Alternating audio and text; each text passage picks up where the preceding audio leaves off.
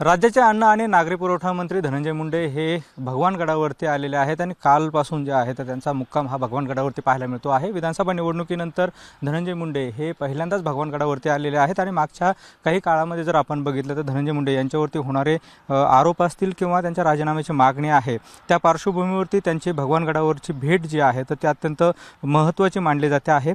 काल उशिरा जे आहे तर ते भगवानगडावरती दाखल झाले आणि त्यांनी भगवान बाबांच्या समाधीचं दर्शन घेतलेलं आहे। त्याचबरोबर या ठिकाणी जर बघितलं तर गडाचे महंत नामदेव महाराज शास्त्री यांची देखील त्यांनी आशीर्वाद घेतलेले आहे। त्यांच्यासोबत प्रदीर्घ चर्चा जी आहे रात्री उशिरापर्यंत त्यांची झालेली आहे।